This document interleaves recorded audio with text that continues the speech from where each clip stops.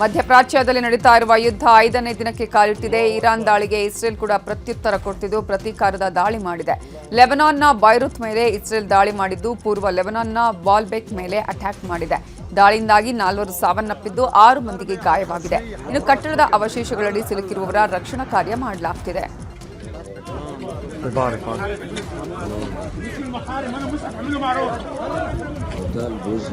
الله اكبر.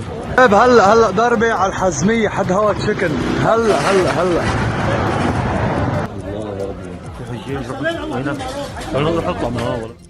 ಇನ್ನು ಲೆಬನಾನ್ ಮೇಲೆ ದಾಳಿ ಮುಂದುವರಿಸಿರುವ ಇಸ್ರೇಲ್ ಬೈರುತ್ ಮೇಲೆ ಮತ್ತೆ ದಾಳಿ ಮಾಡಿದೆ. ಬೈರುತ್ನಲ್ಲಿರೋ ಹಜ್ಮಿ ಎಹ್ನಲ್ಲಿರೋ ಹೋಟೆಲ್ ಮೇಲೆ ದಾಳಿ ಮಾಡಿದ್ದು ಇಸ್ರೇಲ್ ಭೀಕರ ದಾಳಿಗೆ 50 ಮಂದಿ ಸಾವನ್ನಪ್ಪಿದ್ದಾರೆ. ಇದಾದ ಬಳಿಕ ಅರಾಮೌನ್ ಮೇಲೂ ಇಸ್ರೇಲ್ ಏರ್ ಸ್ಟ್ರೈಕ್ ಮಾಡಿದೆ.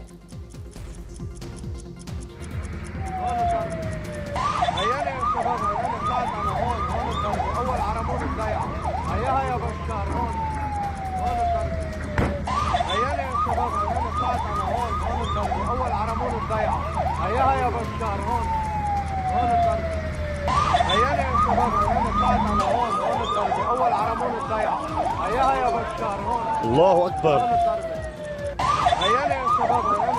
الله اكبر.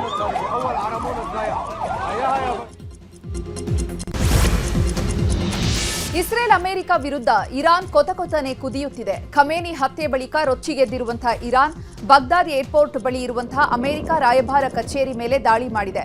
ಡ್ರೋನ್ ಬಳಸಿ ದಾಳಿ ನಡೆಸಿದ್ದು ಅಮೆರಿಕ ರಾಯಭಾರ ಕಚೇರಿ ಮೇಲೆಯೇ ಗುರಿಯಾಗಿಸಿ ದಾಳಿ ನಡೆಸಲಾಗಿದೆ. ಇನ್ನು ಕತಾರ್ನಲ್ಲಿರುವಂತಹ ಅಮೆರಿಕದ ವಾಯು ನೆಲೆ ಮೇಲೆ ಇರಾನ್ ದಾಳಿ ಮಾಡಿದೆ. $1.1 ಮಿಲಿಯನ್ ಮೌಲ್ಯದ ರಾಡರ್ನ ಇರಾನ್ ಸರ್ವನಾಶ ಮಾಡಿದೆ ಅಂತ ವರದಿ ನೀಡಲಾಗಿದೆ. ಸರ್ವನಾಶ ಆಗಿರೋದು ಸ್ಯಾಟಲೈಟ್ನಲ್ಲಿ ಸೆರೆಯಾಗಿದೆ.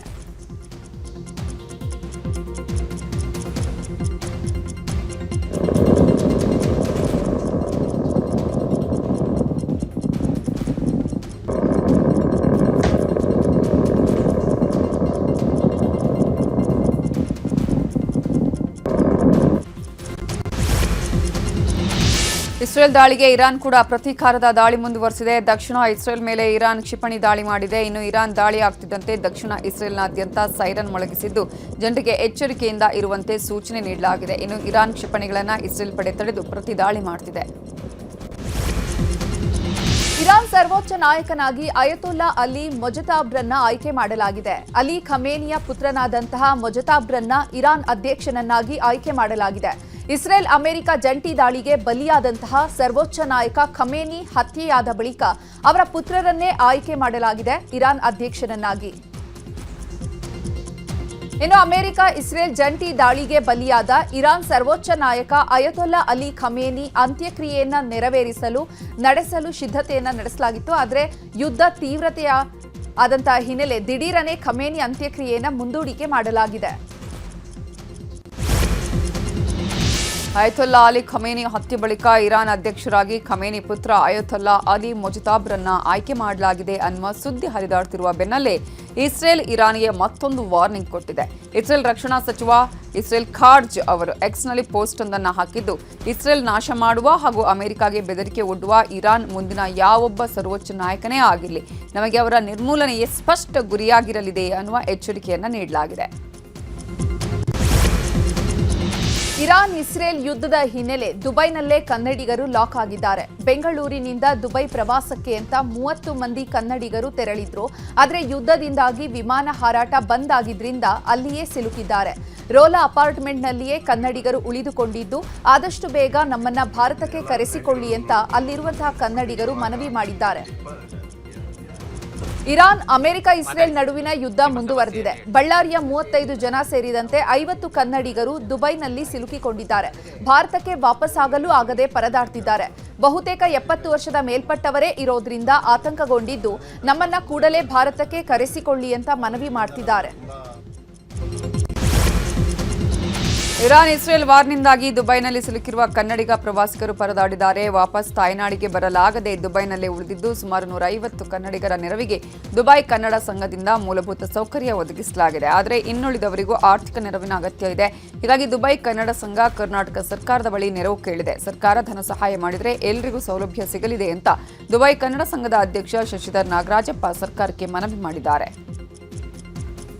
ಏನಾಗ್ತಾ ಇದೆ, ನಾನು ಸರ್ಕಾರಕ್ಕೆ ಮನವಿ ಮಾಡೋದು ಕನ್ನಡಿಗ ಹೆಲ್ಪ್ ಲೈನ್ ಕಡೆಯಿಂದ ನೋಡಿ ಸರ್ಕಾರ ಸ್ಪಂದನೆ ಕೊಟ್ಟಿದೆ, ಒಂದಷ್ಟು ಸಹಾಯಧನ ಕೊಡ್ತೀವಿ ಅಂತ ಹೇಳಿದ್ದಾರೆ. ಅದನ್ನ ಈ ಸಮಯದಲ್ಲಿ ಇವತ್ತೇ ಕೊಟ್ರೆ ಅದು ಉಪಯೋಗ ಆಗುತ್ತೆ.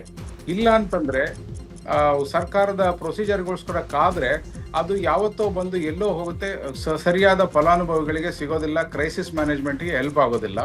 ಅದಕ್ಕೆ ಮುಖ್ಯಮಂತ್ರಿಗಳಲ್ಲಿ ಬೇಡ್ತಾ ಇದ್ದೇನೆ ನಾನು, ಎಲ್ಲ ನಮ್ಮ ಕನ್ನಡಿಗರ ಪರವಾಗಿ, ನಮಗೆ ರೆಸಿಡೆಂಟ್ ಅನಿವಾಸಿ ಕನ್ನಡಿಗರ ಪರವಾಗಿ ಕೇಳ್ತಾ ಇಲ್ಲ, ನಾವೆಲ್ಲ ಇಲ್ಲೇ ಇದ್ದೀವಿ, ನಮ್ಗೆ ಗೊತ್ತಿದೆ ಕಂಟ್ರಿ ಸೇಫ್ ಇದೆ ಅಂತೇಳಿ, ನಾವು ಆತಂಕ ಇಲ್ಲ. ಆದರೆ ಟೂರಿಸ್ಟ್ಗಳು ಏನು ಬಂದಿದಾರಲ್ಲ ಕರ್ನಾಟಕದಿಂದ, ಪಾಪ ಅವರಿಗೆ ಇದು ಬೇರೆ ಜಾಗ, ಟೂರಿಸ್ಟ್ ಆಗಿ ಬಂದವರು, ನೋಡಕ್ ಬಂದವರು ಈ ರೀತಿ ಸಿಕ್ಕಾಪಟ್ಟೆ ಅನುಭವ ಇರೋದ್ರಿಂದ ಹಲವಾರು ಸಮಸ್ಯೆಗಳು ಈಗಾಗಲೇ ಶುರುವಾಗಿದೆ. ಅದರಲ್ಲಿ ಒಬ್ಬರಿಗೆ ಹೆಲ್ತ್ ಅಪ್ಸೆಟ್ ಆಗಿ ನಿನ್ನೆ ಹಾಸ್ಪಿಟ್ಲಿಗೆ ಸೇರಿಸಿದ್ವಿ, ಅದರ ಒಂದಷ್ಟು ಖರ್ಚು ಬಂದಿದೆ, ಈ ಥರದ್ದೆಲ್ಲ ಬರ್ತಾ ಇರುತ್ತೆ. ಇದಕ್ಕೆ ಸರ್ಕಾರ ಏನು ಭರವಸೆ ಕೊಟ್ಟಿದೆಯಲ್ಲ ಅದನ್ನ ತುರ್ತಾಗಿ ನೆರವೇರಿಸಬೇಕು. ಅದನ್ನ ನಾನು ಈ ಮೂಲಕ ಕೇಳ್ತಾ ಇದ್ದೇನೆ. ಅದನ್ನ ಬಿಟ್ರೆ ಬರೀ 50 ಜನ ಅಲ್ಲ ಸರ್, ಇಲ್ಲಿ 150 ಜನ, ಆಲ್ಮೋಸ್ಟ್ 150 ಜನ ನಮ್ಮ ಸಂಪರ್ಕದಲ್ಲಿದ್ದಾರೆ. ಅವರಿಗೆಲ್ಲರಿಗೂ ಕೂಡ ಟ್ರಾನ್ಸ್ಪೋರ್ಟೇಷನ್ ಅರೇಂಜ್ಮೆಂಟ್ ಬೇಕಾಗಿದೆ. ನೋಡಿ, ಈಗ UK ದಿಂದ ಕೆಲವರು ಬಂದಿದ್ದಾರೆ, US ಇಂದ ಬಂದಿದ್ದಾರೆ. ಇದು ಮೀಟಿಂಗ್ ಸ್ಪಾಟ್ ದುಬೈ. ಇಂಡಿಯಾದಿಂದ ತಂದೆ ತಾಯಿನ ಇಲ್ಲಿ ಕರೆಸಿ ಮಕ್ಕಳು UK US ಇಂದ ಇಲ್ಲಿ ಬಂದು ಮೀಟಿಂಗ್ ಮಾಡಿ ಚೆನ್ನಾಗಿ ಒಂದಷ್ಟು ದಿನ ಕಳೆದು ಅವ್ರವ್ರು ವಾಪಸ್ ಹೋಗುವಂತ ಒಂದು ಪ್ರತೀತಿ ಶುರುವಾಗಿದೆ. ಆ ರೀತಿ ಬಂದವರು ಬಹಳ ಜನ ಇದ್ದಾರೆ. ಅವರು ಟೂರಿಸ್ಟ್ ಆದರೂ ಕೂಡ ಅವ್ರು ಬಂದಿರೋ ಉದ್ದೇಶ ಫ್ಯಾಮಿಲಿ ಯೂನಿಯನ್ಗೋಸ್ಕರ. ಆ ಥರದವ್ರು ಫೋನ್ ಮಾಡಿದ್ದಾರೆ. ಸೊ ಅವರಿಗೆ ಇರಾನ್ ಇಸ್ರೇಲ್ ವಾರ್ನಿಂದಾಗಿ ದುಬೈನಲ್ಲಿ ಸಿಲುಕಿರುವ ಬೀದರ್ ಮೂಲದ 7 ಜನರ ಜೊತೆ ಸಂಸದ ಸಾಗರ್ ಖಂಡ್ರೆ ಕರೆ ಮಾಡಿ ಮಾತನಾಡಿದ್ದಾರೆ. ನಿನ್ನೆಯಷ್ಟೇ ಬೀದರ್ ಕನ್ನಡಿಗರು ದುಬೈನಲ್ಲಿ ಸಿಲುಕಿರುವ ಕುರಿತು ನ್ಯೂಸ್ 18 ವರದಿ ಬಿತ್ತರ ಮಾಡಿತ್ತು. ಸದ್ಯ ವರದಿಯ ಬೆನ್ನಲ್ಲೇ 7 ಜನರ ಜೊತೆ ಸಂಸದ ಸಾಗರ್ ಖಂಡ್ರೆ ಮಾತನಾಡಿ ಆತ್ಮಧೈರ್ಯ ತುಂಬಿದ್ದಾರೆ. ಅಲ್ಲದೆ ಶೀಘ್ರದಲ್ಲೇ ಭಾರತಕ್ಕೆ ಕರೆತರುವುದಾಗಿ ಭರವಸೆ ನೀಡಿದ್ದಾರೆ. ಈಗ ಸರ್ ಎಲ್ಲಿದ್ರಿ? ಈಗ ನೀವು ದುಬೈ ಹೋಟೆಲ್ದಲ್ಲೇ ಇದ್ರಿ?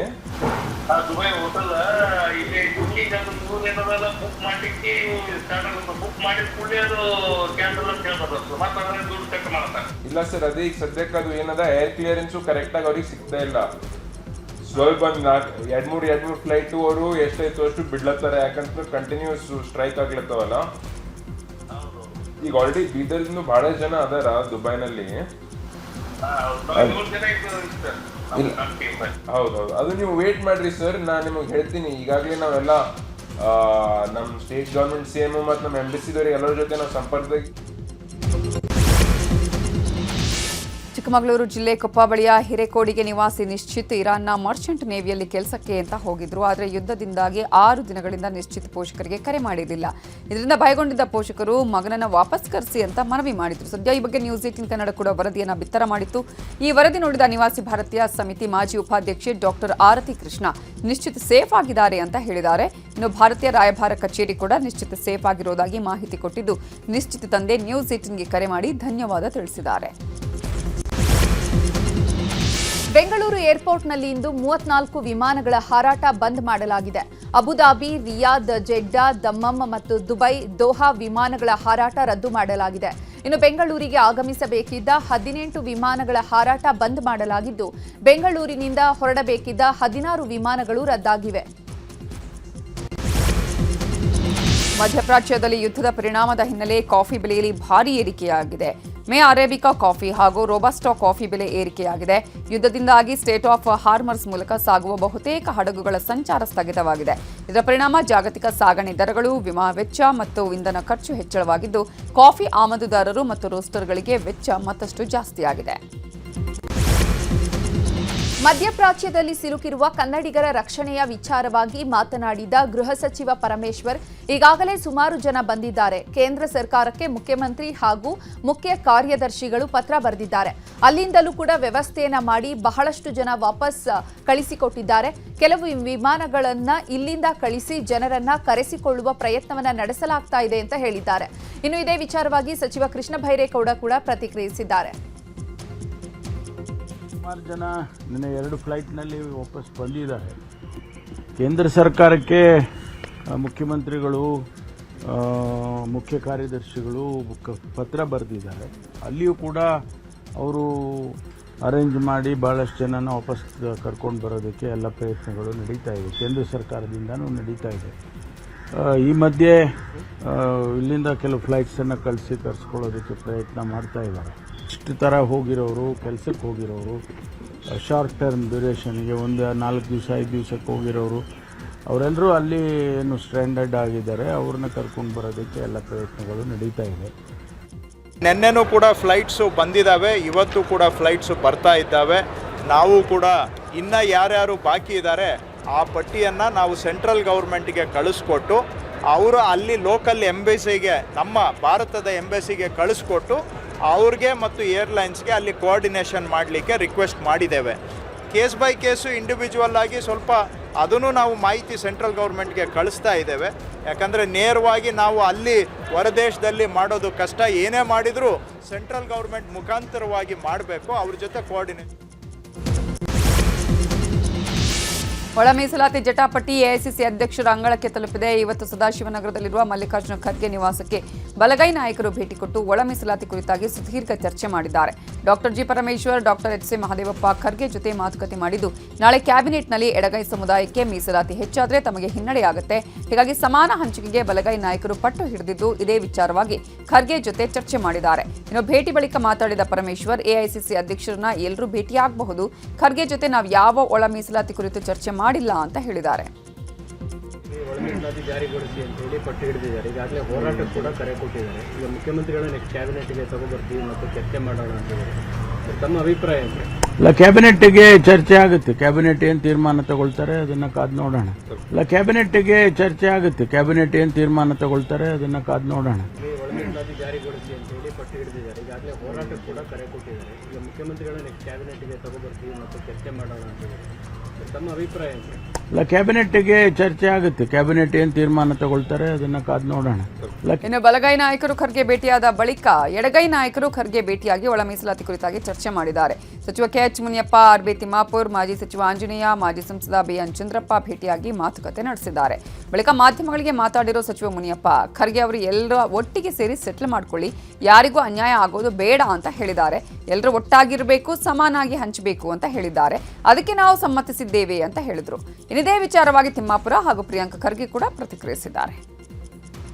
ಇವರು ಈ ವಿಷಯ ಎಲ್ಲ ಒಟ್ಟಿಗೆ ಸೇರಿ ಅಮಿಕಬಲ್ ಆಗಿ ಸೆಟಲ್ಮೆಂಟ್ ಮಾಡ್ಕೊಳ್ಳಿ, ಯಾರಿಗೂ ಅನ್ಯಾಯ ಆಗೋದು ಬೇಡ ಅನ್ನೋ ಮಾತನ್ನು ಹೇಳಿದ್ದಾರೆ. ನಾನು ಕೂಡ ಹೇಳ್ತೀನಿ ಅಂತೇಳಿ ಹೇಳಿದ್ದಾರೆ. ಅವ್ರದ್ದು ಇದರಲ್ಲಿ ಏನೂ ಅಭ್ಯಂತರ ಇಲ್ಲ. ಎಲ್ಲರೂ ಒಟ್ಟಿಗೆ ಇರಬೇಕು, ಸಮವಾಗಿ ಹಂಚ್ಕೊಳ್ಬೇಕು, ಅಮಿಕಬಲ್ ಆಗಿ ಸೆಟಲ್ಮೆಂಟು ಮಾಡ್ಕೋಬೇಕು ಅನ್ನೋ ಮಾತನ್ನು ಹೇಳಿದ್ದಾರೆ. ಅದಕ್ಕೆ ನಾವು ಕೂಡ ಸಮ್ಮತಿ ಕೊಟ್ಟಿದ್ದೀವಿ. ನಾವು ಇಂಕ್ವಲ್ ಸೆಟಲ್ಮೆಂಟ್ ಮಾಡ್ಕೊಳ್ಳೋಕೆ ತಯಾರಿದ್ದೀವಿ.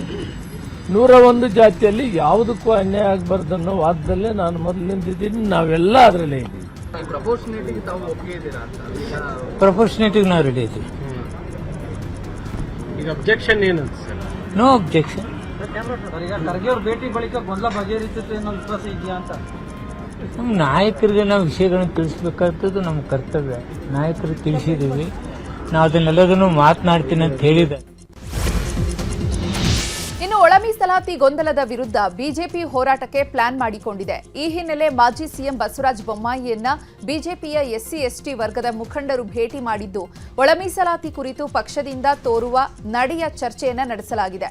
ಈ ಸಭೆಯಲ್ಲಿ ಛಲವಾದಿ ನಾರಾಯಣಸ್ವಾಮಿ, ಕೇಂದ್ರದ ಮಾಜಿ ಸಚಿವ ನಾರಾಯಣಸ್ವಾಮಿ ಭಾಗಿಯಾಗಿದ್ರು.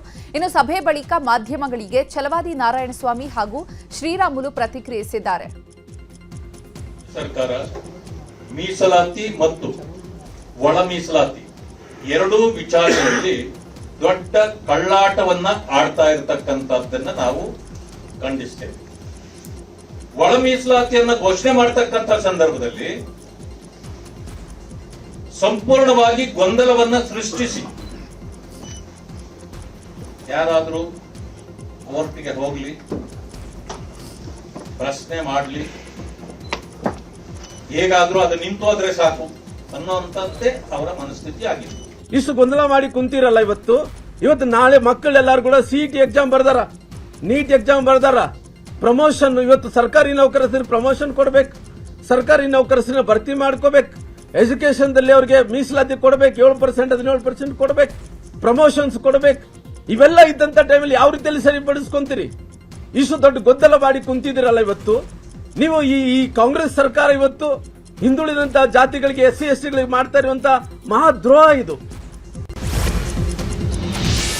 ರಾಜ್ಯ ಕಾಂಗ್ರೆಸ್ ಸರ್ಕಾರದಲ್ಲಿ ಒಳ ಮೀಸಲಾತಿ ಕಗ್ಗಂಟು ಜೋರಾದ ಬೆನ್ನಲ್ಲೇ ಗೃಹ ಸಚಿವ ಪರಮೇಶ್ವರ್ ಜೊತೆಗೆ ದಲಿತ ಎಡಗೈ ಸಮುದಾಯದ ನಾಯಕರು ಚರ್ಚೆ ಮಾಡಿದ್ದಾರೆ. ಸದಾಶಿವನಗರದ ಪರಮೇಶ್ವರ್ ಸರ್ಕಾರಿ ನಿವಾಸಕ್ಕೆ ಭೇಟಿ ಕೊಟ್ಟ ಸಚಿವ ಮುನಿಯಪ್ಪ ತಿಮ್ಮಾಪುರ ಪರಮೇಶ್ವರ್ ಅವರನ್ನ ಭೇಟಿಯಾಗಿ ಚರ್ಚೆ ನಡೆಸಿದರು.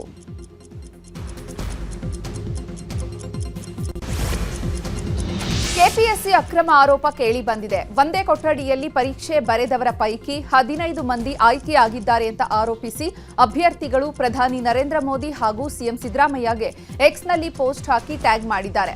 ಕೆಪಿಎಸ್ಸಿಯಲ್ಲಿ ಅಕ್ರಮ ನಡೆದಿದೆ, ಒಳ್ಳೆ ರೀತಿಯಲ್ಲಿ ಪರೀಕ್ಷೆ ಬರೆದರೂ ಕೂಡ ನಾವು ಆಯ್ಕೆ ಆಗಿಲ್ಲ ಅಂತ ಅವಲತ್ತುಕೊಂಡಿದ್ದಾರೆ. ಒಂದೇ ಕುಟುಂಬದ 2-3 ಮಂದಿ ಆಯ್ಕೆಯಾಗಿದ್ದಾರೆ ಅಂತ ದೂರು ನೀಡಿದ್ದಾರೆ. ಇನ್ನು ಕೆಪಿಎಸ್ಸಿ ಅಕ್ರಮ ಆರೋಪಕ್ಕೆ ಮಾಜಿ ಐಪಿಎಸ್ ಅಧಿಕಾರಿ ಭಾಸ್ಕರ ರಾವ್ ಕೂಡ ಧ್ವನಿ ಸೇರಿಸಿದ್ದಾರೆ. ಈ ಕುರಿತು ಎಕ್ಸ್ನಲ್ಲಿ ಪೋಸ್ಟ್ ಹಾಕಿರುವ ಅವರು, ಕೆಪಿಎಸ್ಸಿ ಹಗರಣದ ಬಗ್ಗೆ ನಿರಂತರವಾಗಿ ಬರ್ತಾ ಇರುವಂತಹ ಸುದ್ದಿಗಳು ತೀವ್ರ ಕಳವಳಕಾರಿಯಾಗಿವೆ. ರಾಜ್ಯ ಅಧಿಕಾರಿಗಳನ್ನ ನೇಮಿಸಿಕೊಳ್ಳುವಂತಹ ಜವಾಬ್ದಾರಿಯುತ ಪ್ರಮುಖ ಸಂಸ್ಥೆ ವಂಚನೆ, ಪ್ರಶ್ನೆ ಪತ್ರಿಕೆ ಸೋರಿಕೆಯ ಆರೋಪಗಳನ್ನ ಹೊತ್ತಿದೆ ಅಂತ ಕಿಡಿಕಾರಿದ್ದಾರೆ. ಕೆಪಿಎಸ್ಸಿ ಅಕ್ರಮದ ಬಗ್ಗೆ ಗೃಹ ಸಚಿವ ಪರಮೇಶ್ವರ್ ಪ್ರತಿಕ್ರಿಯಿಸಿದ್ದು, ಕೆಪಿಎಸ್ಸಿ ಬಗ್ಗೆ ಹಲವು ವರ್ಷದಿಂದ ದೂರು ಬರ್ತಿದೆ, ನಾವು ಸರಿಪಡಿಸುವ ಕೆಲಸ ಮಾಡ್ತಿದ್ದೇವೆ, ಅನೇಕ ಅಧಿಕಾರಿಗಳನ್ನು ನಾವು ಬದಲಾಯಿಸಿದ್ದೇವೆ. ಈ ರೀತಿ ಆಗ್ತಾ ಇದೆ ಅಂದರೆ ಯಾರಾದರೂ ಹೊಣೆ ಹೊರಬೇಕು, ನೇಮಕಾತಿ ನ್ಯಾಯಯುತವಾಗಿ ನಡಿಬೇಕು. 50,000 ಜನ ನೇಮಕಾತಿ ಮಾಡೋದಕ್ಕೆ ಹೊರಟಿದ್ದೇವೆ. ಈ ನೇಮಕಾತಿಯಲ್ಲಿ ಕೆಲವರು ಕೆಇಎಗೆ ಹೋಗಿದ್ರೆ ಇನ್ನು ಕೆಲವರು ಕೆಪಿಎಸ್ಸಿಗೆ ಬರ್ತಾರೆ. ಯಾವುದೇ ಗೊಂದಲ ಆಗದೆ ನೇಮಕಾತಿ ಆಗಬೇಕು ಅಂತ ಹೇಳಿದ್ರು. ಇನ್ನು ಇದೇ ವಿಚಾರವಾಗಿ ಸಚಿವ ಪ್ರಿಯಾಂಕ್ ಖರ್ಗೆ ಕೂಡ ಪ್ರತಿಕ್ರಿಯಿಸಿದ್ದಾರೆ.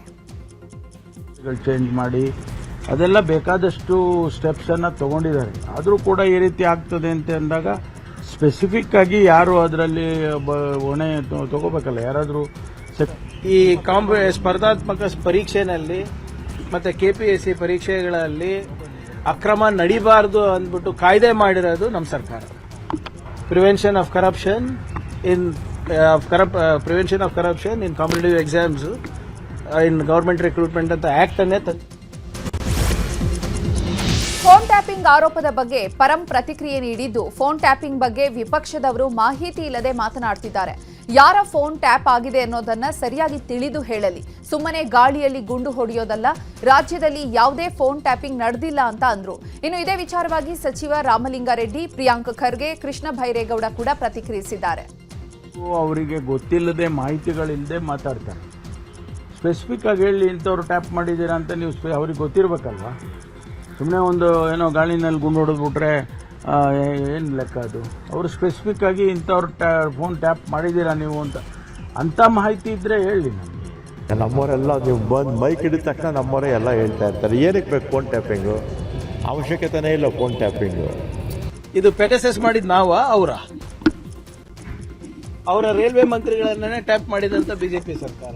ಸುಮ್ಮನೆ ಹಿಂಗೆ ನೋಡಿ, ಒಬ್ಬ ಸೀನಿಯರ್ ಲೀಡರ್ ಆಗಿ, ಮಾಜಿ ಮುಖ್ಯಮಂತ್ರಿಗಳಾಗಿ, ಕೇಂದ್ರ ಸಚಿವರಾಗಿ ಹಿಂಗೆಲ್ಲ ಸಾಕ್ಷಿ ಇರಲಾರ್ದೆ ಮಾತಾಡಿದ್ರೆ ಅದೇ ಮೋಸ್ಟ್ಲಿ ಅವರು ಅದನ್ನೆಲ್ಲ ಮಾಡಿಸಿ ಅವರಿಗೆ ಎಕ್ಸ್ಪರ್ಟೀಸ್ ಇದೆ ಅಂತ ಕಾಣುತ್ತೆ. ಅವ್ರ ಅನುಭವದಿಂದ ಹೇಳ್ತಾ ಇದ್ದಾರೆ, ಯಾರು ಹಿಂದೆ ಇದನ್ನೆಲ್ಲ ಮಾಡಿಸಿದ್ದಾರೆ.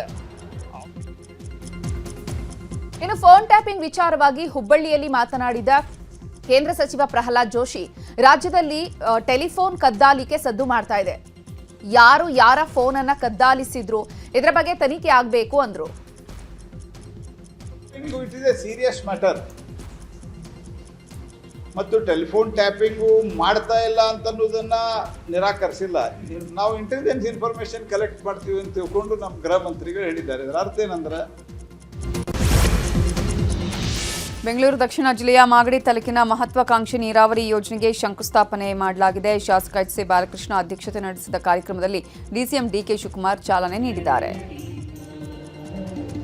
ಬಳಿಕ ಕಾರ್ಯಕ್ರಮವನ್ನು ಉದ್ದೇಶಿಸಿ ಮಾತಾಡಿರೋ ಡಿಸಿಎಂ ಡಿಕೆ ಶಿವಕುಮಾರ್, ಕೆಲವರು ಎಂಪಿ ಸಿಎಂ ಆಗಿ ಬರೀ ಬುಡುಬುಡಿಕೆ ಬಣ್ಣ ಅಷ್ಟೇ, ನನ್ನ ಹೆಸರನ್ನ ಹೇಳಲ್ಲ, ಅಧಿಕಾರ ಇದ್ದಾಗ ಏನ್ ಮಾಡ್ತೀವೋ ಅದು ಮುಖ್ಯ.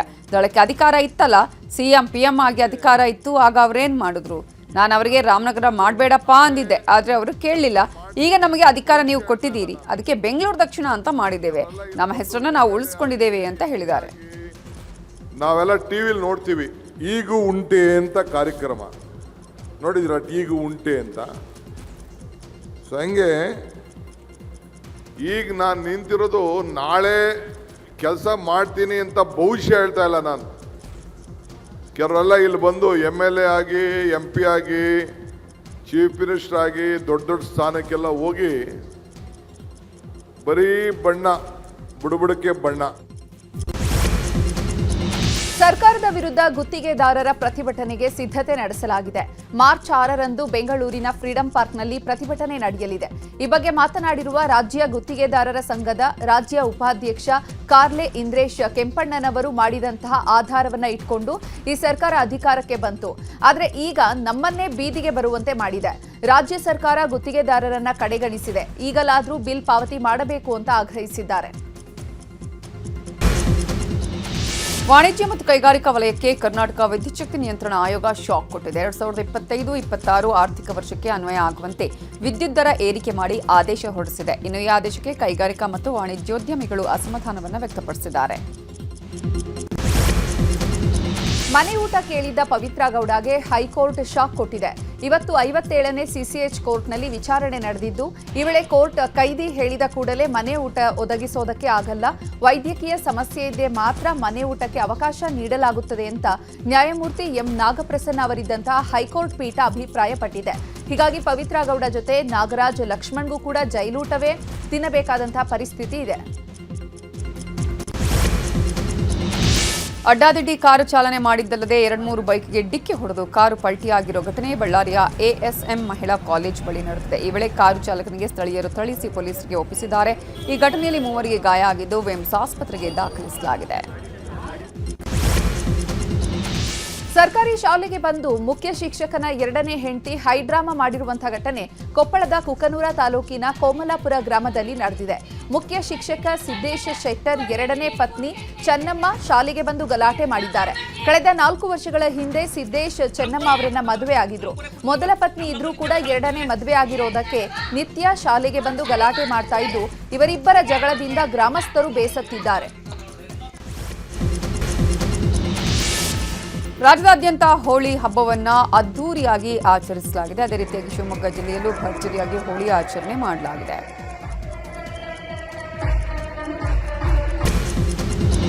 ಉಡುಪಿ ಜಿಲ್ಲೆಯ ಚೇರ್ಕಾಡಿಯಲ್ಲಿ ಮರಾಠಿ ಸಮುದಾಯ ವೈಭವದಿಂದ ಹೋಳಿಯನ್ನ ಆಚರಿಸಿದೆ. ಮರಾಠಿ ಮತ್ತು ಕುಡ್ಬಿ ಜನಾಂಗದವರು ಆಚರಿಸುವಂತಹ ಜನಪದ ಹೋಳಿ ಜನಪದ ಸಂಸ್ಕೃತಿಯ ಪ್ರತೀಕವಾಗಿದೆ. ಬಣ್ಣವನ್ನೇ ಬಳಸದಿದ್ರೂ ಕೂಡ ಅತ್ಯಂತ ಕಲರ್ಫುಲ್ ಆಗಿ ಹೋಳಿ ಆಚರಿಸ್ತಾರೆ. 150ಕ್ಕೂ ಅಧಿಕ ಕೂಡುಕಟ್ಟುಗಳು ಒಂದೇ ಕಡೆಯಲ್ಲಿ ಸೇರಿ ಹೋಳಿ ಹಬ್ಬವನ್ನು ಆಚರಿಸಿದ್ದಾರೆ. 5,000ಕ್ಕೂ ಅಧಿಕ ಮಂದಿ ಹೋಳಿ ವಿಶೇಷ ವೇಷವನ್ನು ಧರಿಸಿ ಒಂದೆಡೆ ಸೇರಿ ಹೋಳಿ ಹಬ್ಬವನ್ನು ಸಂಭ್ರಮಿಸಿದ್ರು.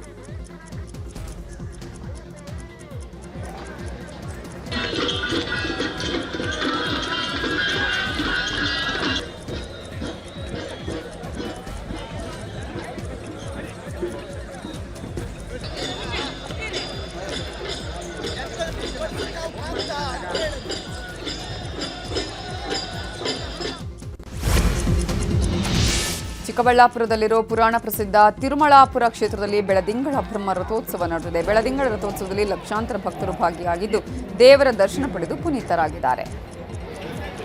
ಚಿಕ್ಕಬಳ್ಳಾಪುರದಲ್ಲಿ ಮಹಾನ್ ಕಾಲಜ್ಞಾನಿ ಕೈವಾರ ತಾತಯ್ಯನವರ 300ನೇ ಜಯಂತ್ಯೋತ್ಸವ ಸಂಭ್ರಮ ಅದ್ದೂರಿಯಾಗಿ ನಡೆದಿದೆ. ಆಂಧ್ರ, ತಮಿಳುನಾಡು ಸೇರಿ ಹೊರ ರಾಜ್ಯಗಳಿಂದ ಭಕ್ತರು ಆಗಮಿಸಿದ್ದು ಅರಿವಿನ ದೀವಿಗೆ ಹಚ್ಚಿದ ಸಂತ ಶ್ರೇಷ್ಠರಿಗೆ ಭಕ್ತಿಪೂರ್ವಕ ನಮನ ಸಲ್ಲಿಸಿದ್ದಾರೆ. ಇನ್ನು ಉತ್ತರ ಕನ್ನಡ ಜಿಲ್ಲೆಯ ಶಿರ್ಸಿಯಲ್ಲಿ ಮಾರಿಕಾಂಬ ದೇವಿ ಜಾತ್ರೆಗೆ ಅದ್ದೂರಿ ತೆರೆ ಬಿದ್ದಿದೆ. 9 ದಿನಗಳ ಕಾಲ ನಡೆದ ಮಾರಿ ಜಾತ್ರೆ ಇವತ್ತು ಅಂತ್ಯ ಆಗಿದ್ದು ಅದ್ದೂರಿ ಮೆರವಣಿಗೆಯೊಂದಿಗೆ ದೇವಿಯ ವಿಸರ್ಜನೆ ಮಾಡಲಾಗಿದೆ. ಲಕ್ಷಾಂತರ ಭಕ್ತರ ಸಮ್ಮುಖದಲ್ಲಿ ದೇವಿ ಜಾತ್ರೆಗೆ ತೆರೆ ಬಿದ್ದಿದೆ.